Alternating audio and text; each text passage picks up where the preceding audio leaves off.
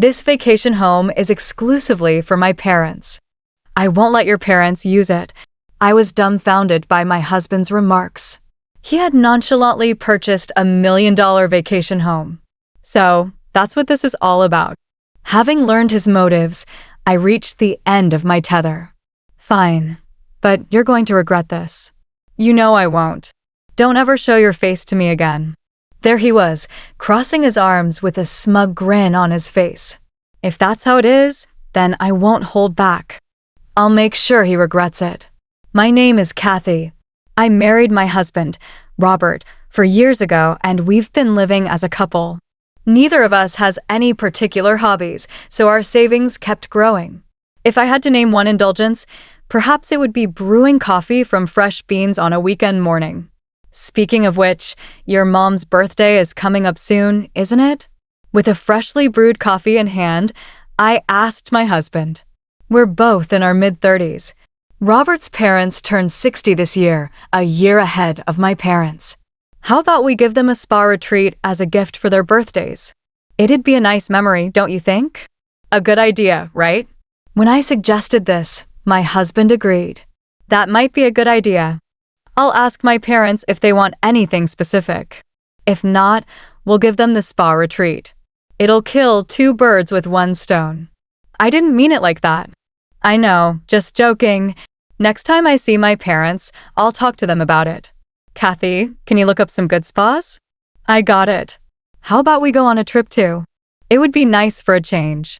2 weeks passed, and my mother-in-law's birthday was fast approaching. Hey, we need to make a reservation soon. At this rate, we won't even make it for my father-in-law's birthday. Did you talk to your parents? In response to my hurried question, my husband answered leisurely. Oh, did I not tell you? I've already asked their preferences, so it's fine. We don't need to book the spa retreat. Is that so? Then it's okay, but what did they say they wanted? Eager to choose the gift together, I asked that question, but my husband gave me a look that suggested he found it troublesome. I'll handle everything. It's my parents' 60th birthday. You don't have to get involved, Kathy. I couldn't hide my surprise at Robert's words. He had never brushed me off like this before. That's not a nice way to say it. I was getting emotional. Why won't you tell me? We've always chosen gifts together. Every year, we had decided on gifts for each other's parents together. So why, suddenly at a significant milestone like their 60th birthday, would he say something like this? I didn't understand my husband's thinking and was frustrated. I don't like to boast, but I'm generally a mild-mannered person. I rarely raise my voice, but my husband wouldn't change his mind. In the end, Robert wouldn't tell me what his parents wanted. Since then, there's been an uncomfortable atmosphere between us, and we only communicate about necessary matters. Even when we drink coffee brewed from fresh beans, we remain silent. The day before my mother-in-law's birthday, my husband spoke to me for the first time in a while. We're going out tomorrow to celebrate Mom's 60th birthday, so get ready, Kathy. We're staying overnight, so be prepared for that too. When he suddenly said we were going out, I panicked. What? Where are we going? If we're staying overnight, you should have said so earlier. I have a lot to prepare. I just told you, didn't I? You're definitely going to be surprised. In contrast to my panic, my husband was in high spirits. The next morning, we got into the car early and went to pick up my in-laws. They were very excited from the morning. I'm so excited. I never thought I'd get to celebrate my birthday like this. I really can't thank you enough, right, honey? Yes, indeed. Thank you so much, Robert, Kathy. No, happy birthday, mom-in-law. I felt awkward because I hadn't been involved in choosing the present at all. Even when my in-laws expressed their gratitude, I could only respond vaguely. Then my husband said something. Really, it's all thanks to Kathy. Thanks. He was backing me up. I was really happy with my husband's consideration. We'd been at odds recently, but it felt like we could go back to our old relationship. My gloomy feelings lifted, and I decided to enjoy the journey to our destination. We arrived at a beautiful cabin nestled in the woods. The entrance was spacious, and the living room was entirely glass, making it quite attractive. The cabin was surrounded by trees, giving it a harmonious feel with nature. There were 3 bedrooms and even a hot tub in the bath. We're staying here? It's so lovely. I excitedly talked to my husband and apologized for my previous attitude. I never thought Robert would choose a place like this. I don't think I could have found such a wonderful place. Leaving it to Robert was the right decision. I'm sorry I've been so irritable lately. My excitement skyrocketed at the sight of the beautiful cabin. Then he blurted out something unexpected. It's no biggie. If I were alone, I wouldn't have been able to buy such a cabin. It's because of Kathy that I was able to buy it. What? And suddenly, I was at a loss for words. Buy? What's he talking about? As my head was filling with questions, my in-laws joined the conversation. Thank you so much, Kathy. We never thought we'd get such a beautiful cabin. Right, we were thinking about setting up a new home when we turned 60 and even considered living together. But we decided not to live together, right? So we were like, we'd love a cabin, and we talked to Robert about it. From the beginning of our marriage, it's true that I declined the offer to live together once. I wanted to enjoy our life as a couple, and my in-laws were still in good health, so I thought it was too early for us to live together. Robert agreed with my thoughts, and we agreed to live together when my in-laws began to have difficulty with their lives. But I never expected them to ask for a new home as a present for their 60th birthday, especially a cabin. That was going too far. Trying to control my rising panic, I asked my husband, Robert, this is a joke, right? There's no way we could afford to buy such a lovely cabin. What's the point in springing a surprise on me? It's your mother-in-law's birthday. The surprise should be for her. It's not a joke. This is a genuine cabin that we bought. What? Upon hearing my husband's reply, everything went dark before my eyes. While I was in a state of shock, he continued, Man, it really saved us. They said I couldn't get a mortgage on my own income. It was a good decision to get a joint mortgage. Hold on a minute.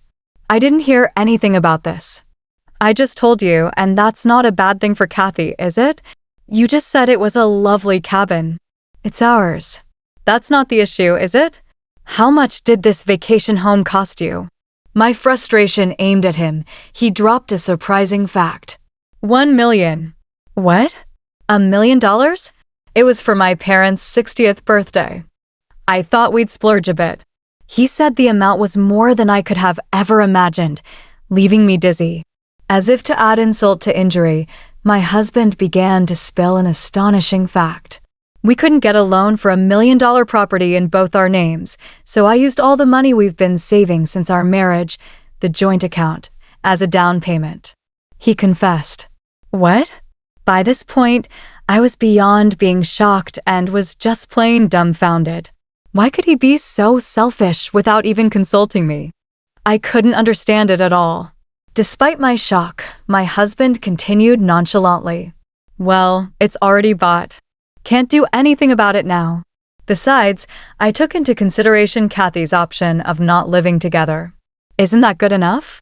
And this vacation home, we can do whatever we want with it. Our vacation times will be more fun, won't they? His carefree attitude was nothing short of exasperating. But now that it's come to this, there's nothing we can do. Just as Robert said, this vacation home was indeed lovely, and our holiday enjoyment would increase. Fine, it's already bought, so there's nothing to be done. But you could have at least consulted me.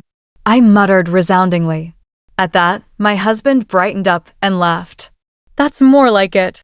I should have consulted you. I apologize.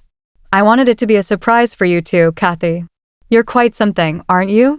Without my knowledge, Robert got a joint mortgage, even using our joint savings. But luckily, we don't have any big expenses coming up. I earn significantly more than Robert, and I have my own savings. Let's just accept it and think of it as a good purchase. Feeling resolved, I decided to enjoy the grand celebration for my mother-in-law's birthday party and a 2-day stay at the villa. Once home, I brewed a coffee and indulged in the memories of our villa stay. It was surprising, but the villa was really splendid. It had a wood-burning stove in the living room, which would be enjoyable in winter. Feeling happy, to my surprise, he replied calmly, "You must be misunderstanding something." My brother calmly continues, "Our grandmother isn't dead. I'm taking care of her at my place." It was you, Linda, who asked for this, wasn't it? What? I was at a loss for words. Was he really so afraid of Heather finding out the truth? Could a person really stoop this low? And this was my own brother. I was so angry that I was on the verge of tears. But I sent you a text message, I said through tears. "I don't remember. Grandma's here with me right now. Do you want me to bring her here?" "I want you to bring her here." Brian was completely defiant. I had no time for tears. Brian left his seat and returned a few minutes later with an old woman in a wheelchair.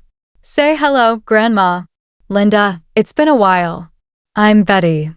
The old woman spoke in a halting voice. I just wanted him to stop this farce. I felt anger boiling up in me again. She's a completely different person. Indeed, the old woman on the computer screen was nothing like my beloved grandmother. For one thing, my grandmother would never call me Linda. As you age, your appearance changes. She's been showing signs of dementia recently, so it can't be helped that her memories of you are vague. Brian seemed determined to deny everything to the bitter end. "So, you won't acknowledge the death certificate submitted by the district office?" "Of course not. Documents can be forged these days," he smirked. I was prepared for this. I had a plan in place. Just wait. I'll show you some evidence too. Evidence? Leaving a perplexed Brian behind, I exit the room. A few minutes later, I return to my room with the evidence. "Well, isn't it, Brian? Long time no see.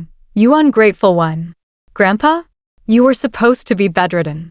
Faced with the sudden evidence, Brian's eyes grow wide. At one point, I was prepared to die. Even now, I can't go to the bathroom on my own, but my brain's still in good shape. Grandpa continues. "I've heard all about it from Linda. Are you saying that the one there next to you is my wife, Betty?" "Nonsense. Betty was a lot more beautiful." "Oh!" Cornered, Brian hangs up his phone. He's probably trying to log out of the video call. Heather, who had remained silent till now, spoke up. "Are you running away, Brian? Going to Catherine's place?" Brian's face turned pale, clearly visible even through the computer screen. "How do you know that?" "I thought this for a while now, Brian. You underestimate me, Heather, and Sis. Your grandmother has frequently let it slip. Catherine. Of course, it's not my name, nor are my mother's." "Well, that's..." I also confirmed with Linda, and she had no recollection of the name Catherine. I had a suspicion for a long time and hired a private detective to investigate possible infidelity. What? The results came out quickly. Pictures of you at the scene of the affair. That your grandmother is Catherine's grandmother, that you have been preparing various things to divorce me. Yes, everything. Everything started from Heather's women's intuition that Brian had a high chance of having an affair with another woman, a relationship with a late-20s subordinate at work named Catherine. Brian had taken over the care of her dementia-stricken grandmother to win favor with Catherine. He was also plotting to dump her into a care home and push her off of my family home before admission, that he was planning to divorce Heather without any blame and remarry Catherine using every means possible. Heather proved all of this and then approached me. Honestly, she is an extremely intelligent woman, which seemed unimaginable from her appearance and demeanor. "Do you have anything to say?" I asked Brian, only intending to listen. "I'm really sorry. Forgive me. I didn't mean to deceive you, Heather, too. I'll break up with Catherine, so..." said Brian, bowing his head through the screen. "Science these days have certainly developed. We can clearly see your crying face from afar. Grandpa, please help me. Fool, after using Betty and betraying my beloved granddaughter and daughter-in-law, I don't ever want to see your face again. This is the last time, Linda, you too." "Well, the most authoritative person here is Grandpa, and by the way, I also never want to see your face again, Heather. I've already completed the divorce mediation process. I'm going back to my parents' house, so let's meet in court next. Well then, goodbye, big brother. With those words, I hit the exit button on the remote conversation on my laptop. The seasons have changed, and it's now the time of the autumn equinox. I was alone, visiting my grandmother's grave with hands clasped together. I made various reports in my mind. Brian divorced Heather. Naturally, the outcome was overwhelmingly in Heather's favor. Brian ended up having to pay an enormous amount of alimony and even came crying back home at one point. However, thanks to Grandpa, who's still mentally sharp, a virtual disownment took place. Apparently, even his will states Brian is no longer family. He had wished to remarry Catherine, but women in this world are not so sweet to marry a divorced man in his 50s with not only zero savings, but debt.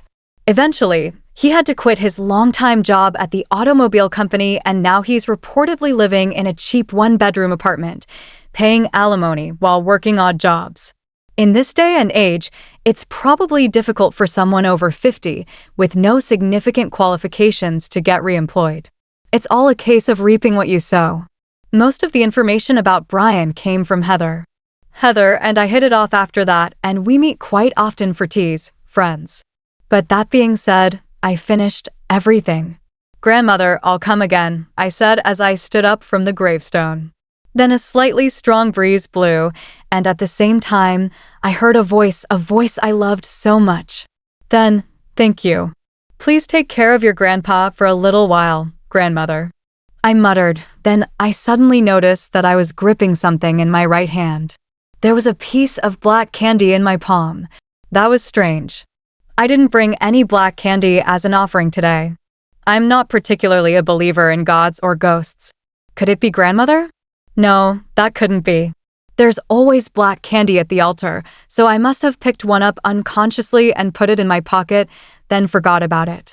But if I think that my grandmother is still watching over me somewhere, I feel like I can keep doing my best in life.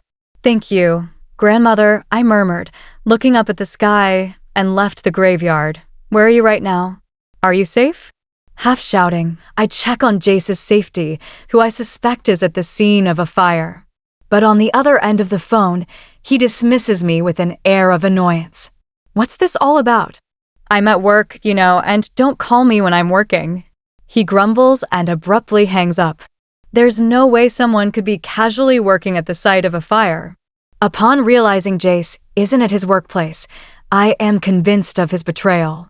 I decide to execute the plan I had been preparing for a while. My name is Julia Gomez, 29 years old. As a nurse working in a hospital, I confront numerous patients every day. Even now, as an adult, I enjoy being of help to others. Having always been told that I'm good at caring for others, and I enjoy taking care of people, that's why I even think of nursing as my true calling. I have a beloved husband, Jace, whom I've been married to for 2 years, and we've enjoyed our married life in his company housing. I met Jace through a mutual acquaintance 3 years ago at a drinking party where a few friends gathered. Jace, perhaps because of his shyness, got drunk at a fast pace and went down early. Whether it's because of my profession as a nurse or my inherent personality, I couldn't leave a drunk Jace alone and ended up taking care of him at my place, despite it being our first meeting. The next day, Jace, who didn't remember anything, said with a serious look, "I'll take responsibility," to which I burst out laughing. After explaining the situation to the confused him and assuring him that nothing inappropriate happened, he apologized sheepishly. That's how our relationship began, and we got married after dating for a year. Now, as we approach our 3rd year of marriage, we don't have any children yet, but I believe I can build a warm family with Jace. However, recently, his work has been busy. His weekend work has increased, and he often comes home with a cold attitude. Moreover, even when we're sitting on the sofa watching TV together, he's constantly looking at his smartphone screen and sighing deeply.